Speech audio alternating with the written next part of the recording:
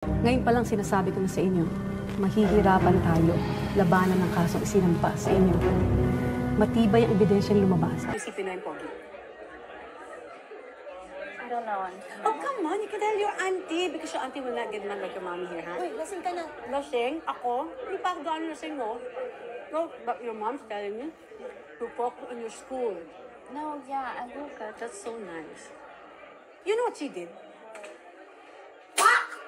Ang sakit talaga na she pushed me outside the door and locks the door. Ang kapal talaga ng mukha mo, no?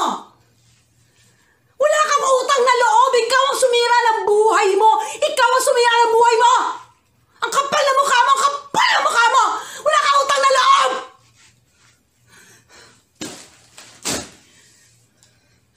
Kung ayaw mo sa akin, ayoko rin sa'yo.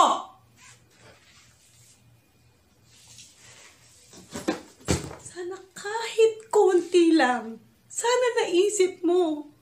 Kung gaano kasakit sa akin na mag-alaga ng mga bata, hindi ko naman kaano-ano. Samantalang kayo na mga anak ko. Hindi ko man lang kayo maalagaan.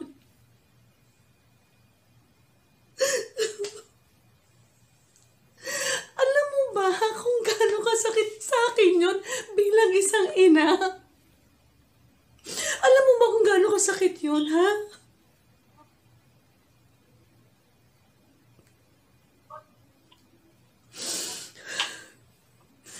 Kung di mo ako kaya ituring bilang isang ina,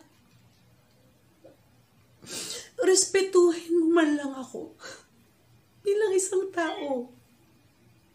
Yun lang, Carla. Yun man lang.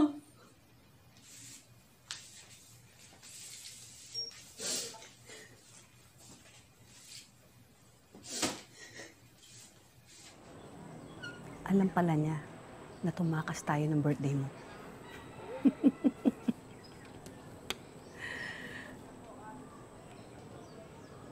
Kukunti na lang. Idada natin si Mama, no?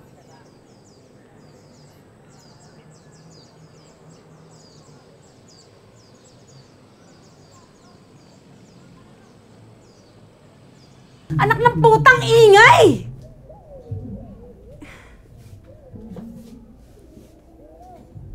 Ayan ka na naman eh. Tina ako na sana. Para saan pa na nandito ako? Para sa akin. Dito ka lang. Sige na.